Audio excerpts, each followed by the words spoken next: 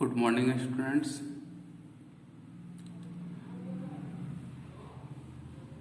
अध्याय 3 में दो चर वाले रैखिक समीकरण युग्म का प्रश्नावली 3.4 हम लोग सॉल्व कर रहे थे।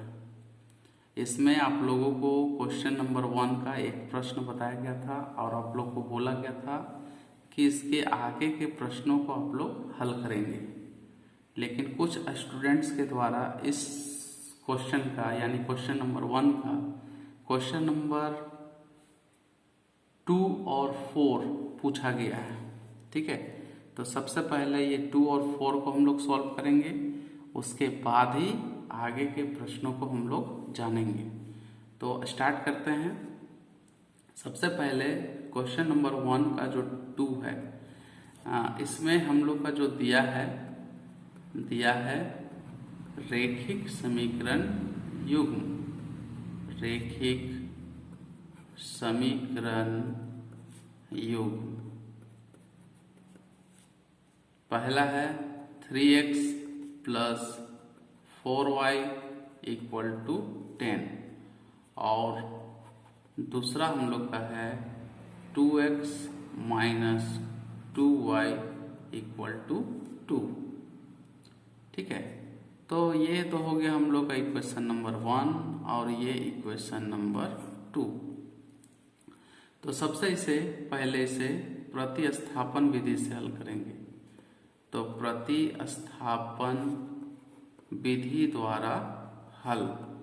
तो इसमें हम लोग क्या करते हैं, कोई भी दोनों इक्वेशन में से कोई भी एक इक्वेशन को लेते हैं और एक वेरिएबल का मान को हम लोग निकाल लेते हैं। तो हम लोग चलते हैं समीकरण 1 से। तो समीकरण 1 से तो 3x plus 4y equal to 10 दिया हुआ है, यानी कि this implies 3x equal to क्या हो जाएगा 10 माइनस 4y, यानी कि this implies x equal to हो जाएगा 10 माइनस 4y डिवाइडेड बाय 3। ये हम लोग का इक्वेशन नंबर 3। ठीक है, अब इस x का वैल्यू हम लोग किस में पुट करेंगे 2 में। तो लिखेंगे x का मान समीकरण 2 में रखने पर, समीकरण 2 में रखने पर। ठीक है, x का मान हम लोग कहाँ रख रहे हैं, समीकरण 2। तो समीकरण 2 हम लोग का है 2x minus 2y equal to 2। तो ये x के जगह पे हम लोग को क्या रखना है 10 माइनस 4y बाय 3। तो 2 into 10 minus 4y by 3 minus 2y equal to 2। अब इसमें हम लोग सॉल्व करते हैं। तो ये 2 से तो दोनों टर्म मल्टीप्लाई होगा, तो 10 टू जा 20 माइनस 4 टू जा 8y और ये हम लोग का एलसीएम में कन्वर्ट होगा 3। तो 3 से ये मल्टीप्लाई हो जाएगा minus 6y equal to 2। 3 right side में जाकर मल्टीप्लाई हो जाएगा नेक्स्ट स्टेप में। तो ये हम लोग का होगा 20 माइनस 8y और 6y दोनों का आगे नेगेटिव साइन है यानी सेम साइन है, तो दोनों आपस में प्लस में कन्वर्ट हो गए यानी जुड़ जाएगा। तो हम लोग दोनों को जोड़ने पे क्या मिलेगा 14y इक्वल टू, और ये 3 2 जा 6। दिस इम्प्लाइज 20 को उधर ले जा रहे हैं, तो minus 14y equal to 6 minus 20, यानी this implies y equal to क्या होगा माइनस 14, और ये माइनस 14 इसके साथ जो मल्टीप्लाई था ये डिवाइड में माइनस 14, माइनस माइनस कैंसल और 14 1 टाइम्स में 40, यानी this implies y equal to हम लोग का क्या मिला 1 मिला। अब इस y का जो वैल्यू है हम लोग किस में रखेंगे इक्वेशन नंबर 3 में। ठीक है, तो यहीं पे लिख देते हैं y का मान समीकरण 3 में रखने पर, और समीकरण 3 हम लोग का क्या है 10 माइनस 4y बाय 3। तो ये हो जाएगा x equal to 10 minus 4y/3, तो 1 रखना है, तो 10 माइनस 4 इंटू 1/3 इक्वल टू हो जाएगा 10 minus 4 divided by 3 equal to 6/3, 3 2 जा 6 इक्वल टू हम लोग का मिल गया 2। अतः x का वैल्यू क्या मिला, x इक्वल टू 2 और y इक्वल टू 1।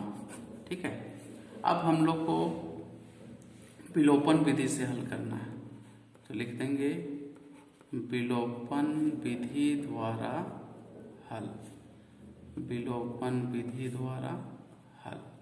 ठीक है, तो दोनों इक्वेशन को हम लोग अब फिर से देखते हैं, क्योंकि इसमें एक टर्म को एलिमिनेट करना है, कोई भी एक टर्म को, या तो x को या फिर y को। तो दोनों इक्वेशन में हम लोग क्या देख रहे हैं कि अगर हम y को टारगेट लेते हैं तो y में एक पॉजिटिव साइन और एक नेगेटिव साइन है, यानी कि इस y के साथ 4 मल्टीप्लाई है और इस y के साथ 2 मल्टीप्लाई है, यानी कि इक्वेशन 2 में अगर हम 2 से मल्टीप्लाई कर दें, इसके साथ जोड़ दें, तो ये y तो एलिमिनेट हो जाएगा, यानी कि विलुप्त हो जाएगा। तो यही काम हम लोग करेंगे, इसे 2 से मल्टीप्लाई करना है इक्वेशन 2 को, तो लिखेंगे समीकरण 2 को 2 से गुना कर समीकरण 1 में जोड़ना है ना, क्योंकि दोनों का साइन पॉजिटिव नेगेटिव है, इसलिए जुड़ेगा तभी दोनों आपस में एलिमिनेट होगा जोड़ने पर।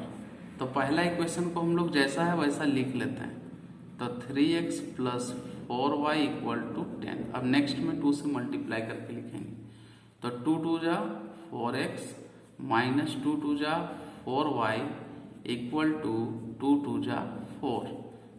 तो ये दोनों जुड़ रहा है, प्लस कर रहे हैं, तो ये 4 और 4y एलिमिनेट हो गया, और 3 और 4 हम लोग को क्या हो जाएगा 7x हो जाएगा, इक्वल टू मिलेगा 14। 10 और 4 14, यानी this implies x equal to 14 divided by 7, 7 2 जा 14, यानी this implies x equal to 2।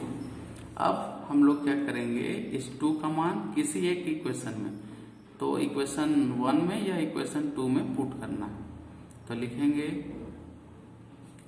x का मान समीकरण 1 में रख रहे हैं। ठीक है, समीकरण 1 में रखने पर, तो समीकरण 1 हम लोग का है 3 इंटू 2 एक्स रख देंगे तो प्लस 4y इक्वल टू 10, यानी दिस इम्प्लाइज ये तो 6 मिलेगा, 6 plus 4y equal to 10, this implies 4y equal to 10 minus 6, this implies 4y equal to 4, यानी कि this implies y equal to 4 divided by 4। ठीक है, y इक्वल टू क्या मिला 4/4, 1 टाइम्स में this implies y equal to 1। तो अतः हम लोग का x का वैल्यू क्या मिला 2 और y का वैल्यू 1, ये इसका सॉल्यूशन। ठीक है, नेक्स्ट क्वेश्चन हम लोग सॉल्व करते हैं। ये क्वेश्चन तो समझ में आ गया होगा आप लोग को ना। अब हम लोग नेक्स्ट क्वेश्चन चलते हैं, क्वेश्चन नंबर 1 का 4 में।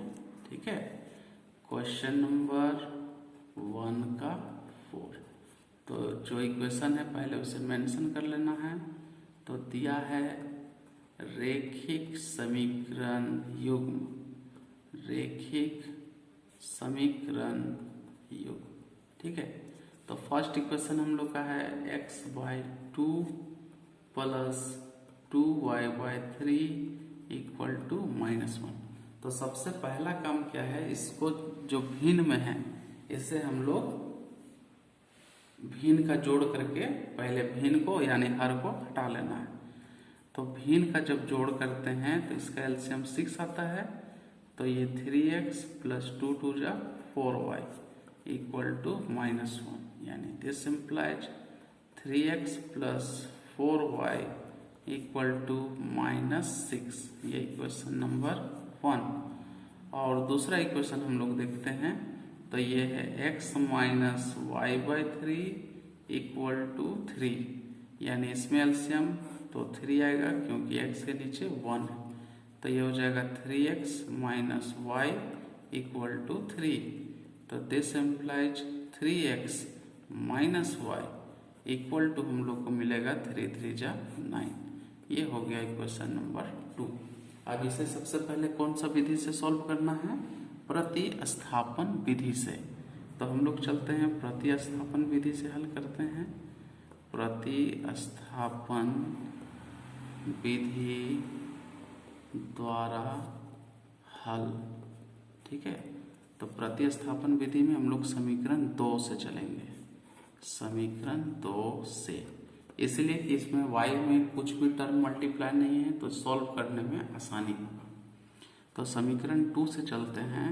तो इसमें दिया हुआ है 3x minus y equal to 9, तो 9 को इधर y को उधर, तो दिस इम्प्लाइज क्या हो जाएगा, y उधर जाएगा तो पहले y को, y इक्वल टू ये हो जाएगा 3x माइनस 9, ये इक्वेशन नंबर 3। तो इस y का मान किस में पुट करना है? इक्वेशन नंबर 1 में, क्योंकि 2 से लाए हैं, ठीक है। तो y का मान किस समीकरण में? 1 में, समीकरण 1 में रखने पर, ठीक है।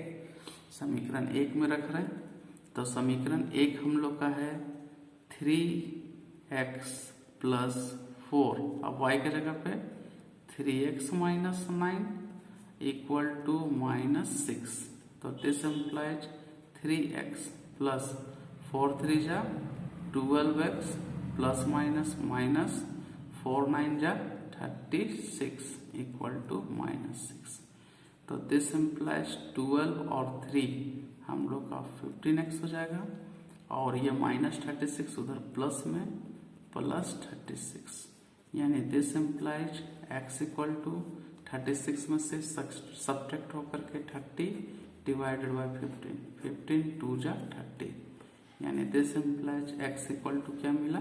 2। अब इस 2 का मान हम लोग किस में रखेंगे? इक्वेशन नंबर 3 में। तो x का मान समीकरण 3 में ना, 3 में रखने पर, जब 3 में रखते हैं तो 3 में हम लोग को क्या मिलता है? y इक्वल टू हो जाएगा 3 इंटू 2 -9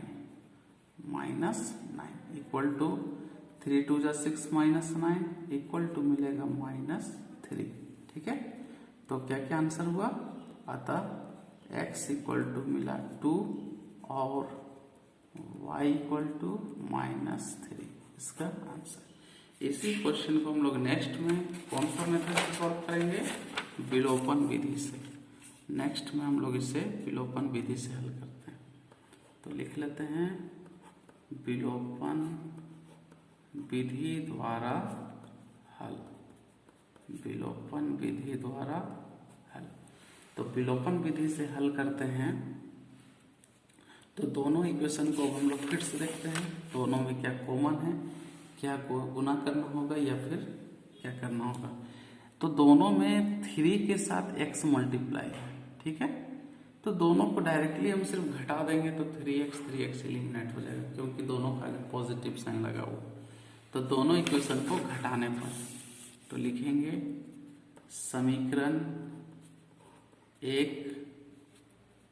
समीकरण 1 तथा 2 को घटाने पर। तो समीकरण 1 हम लोग का क्या है? 3x plus 4y equal to -3, 3x plus 4y equal to -6, और नेक्स्ट इक्वेशन हम लोग का है 3x minus y equal to 9,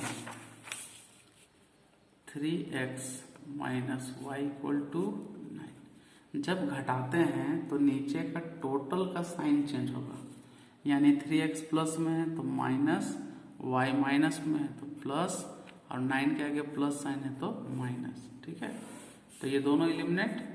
अब हम लोग का प्लस हो रहा है तो 4y भी प्लस में, y भी प्लस में, तो 4 और 1 5y इक्वल टू क्या हो जाएगा, दोनों को जोड़ते हैं -6 -5 9 तो -15, यानी this implies y equal to -15/5, 5 3 जा 15, यानी this implies y equal to -3।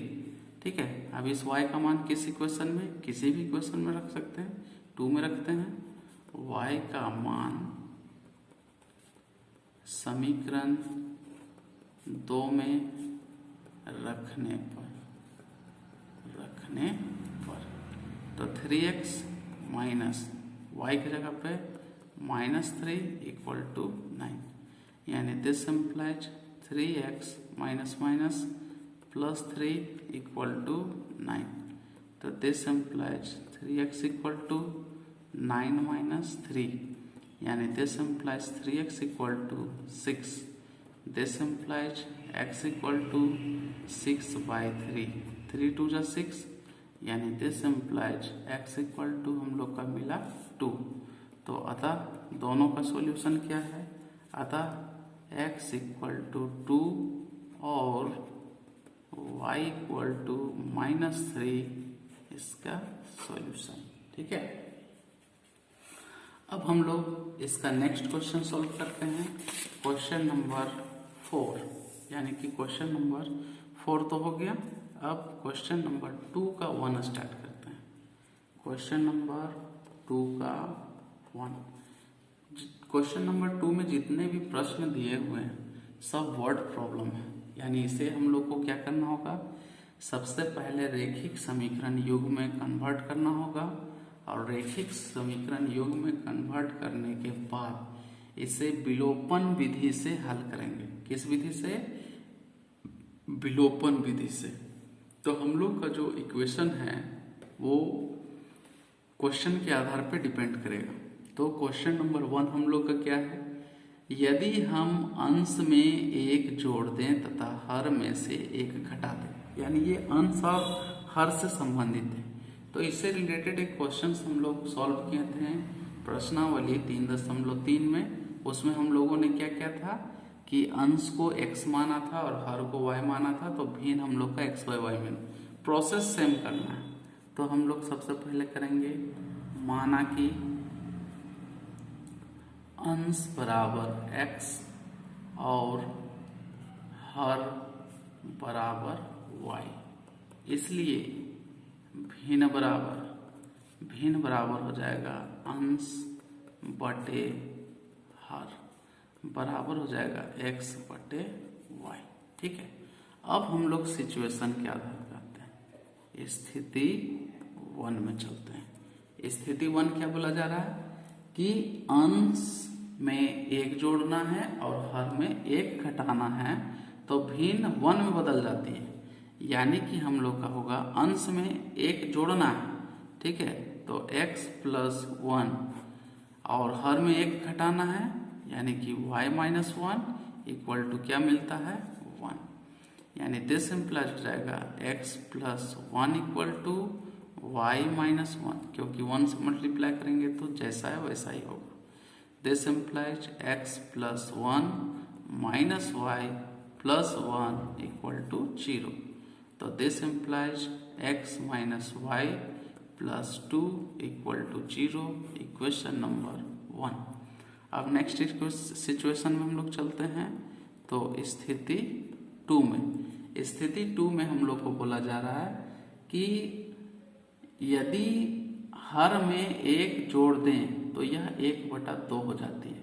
अंश के बारे में कुछ नहीं बोला जा रहा है, तो अंश में कोई चेंजिंग करना भी नहीं है। यदि प्रश्न में कुछ नहीं बोला जा रहा हो तो अंश जैसा है x है तो x ही रहेगा, और हर में क्या करना है, एक जोड़ देना है, यानी कि y प्लस 1 हो जाएगा इक्वल टू हो जाएगा 1/2, 1/2 में बदल जाती है, यानी this implies 2x equal to cross multiplication होगा ना, क्रॉस मल्टीप्लीकेशन, तो 2x इक्वल टू हो जाएगा y प्लस 1, यानी कि this implies 2x minus y minus 1 equal to 0, equation number 2।